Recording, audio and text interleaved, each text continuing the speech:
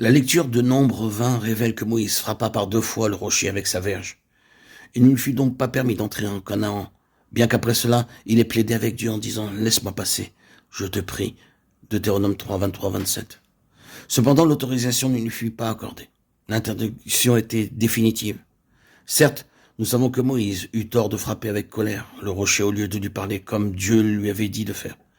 Mais nous pouvons cependant ne pas encore voir combien grand était le péché qu'il avait commis. Moïse était un homme humble. Pourtant, en cette occasion, il perdit patience.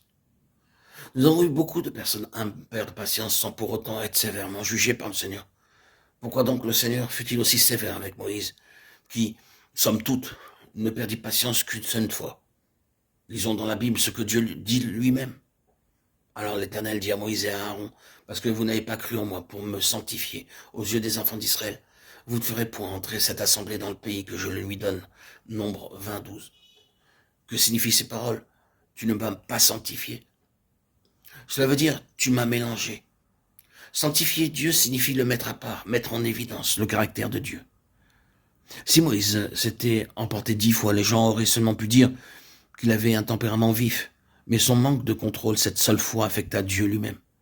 C'est comme si Dieu disait, tu m'as associé dans ce que tu as fait. Tu ne m'as pas sanctifié, tu ne m'as pas honoré comme il se doit. Alors que Moïse s'emportait, Dieu agissait en même temps. C'est la difficulté de cet incident. L'eau jaillit abondamment après que le rocher fut frappé.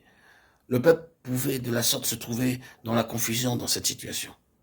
Moïse, en définitive, associait Dieu à ce terrible désordre. En définitive, les Israélites auraient pu penser que le Seigneur était un Dieu qui, comme Moïse, ne se maîtrisait pas.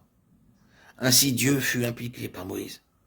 Si la colère de Moïse avait simplement donné l'impression qu'il était un homme avec un mauvais caractère, l'attitude du Seigneur à son égard n'aurait pas été aussi sévère. Mais le fait qu'il accomplisse un miracle par la puissance de Dieu, alors que le rocher était frappé avec colère par Moïse, ceci aurait pu facilement conduire le peuple à conclure que ce Dieu qui leur donnait de l'eau était aussi ce Dieu qui, en même temps, les réprimandait avec colère. Moïse avait si étroitement impliqué le Seigneur dans sa propre colère qu'il avait négligé de sanctifier Dieu aux yeux du peuple. C'est cela, péché contre le caractère de Dieu et le témoignage de Dieu. Les conséquences de cette attitude étaient trop graves pour être oubliées. C'est pourquoi il ne fut pas permis à Moïse d'entrer en Canaan. Nous ne pourrons jamais oublier la main d'Ouza en relation avec le péché contre le témoignage. Souvenons-nous comment Ouza fut frappé à mort près du char. Il avait étendu sa main pour retenir l'arche de Samuel 6, 1, 7. Dieu s'était vraiment défendu lui-même à cette occasion. Nous disons souvent qu'Ouza fut frappé parce qu'il étendit une main charnelle pour retenir l'arche. Bien que cela soit vrai, l'explication et la leçon qui se dégagent de cet incident ne sont pas encore assez claires et profondes. Nous devons nous rappeler que l'arche était l'arche du témoignage. L'arche qui avait su se défendre elle-même au milieu de ses ennemis, devait-elle maintenant avoir besoin parmi le peuple de Dieu des soins d'un homme? Dieu, souvenez-vous-en, avait toujours voulu que l'arche soit portée par les Lévites. Mais les Israélites, dans cette occasion, l'avaient placée sur un char à bœufs.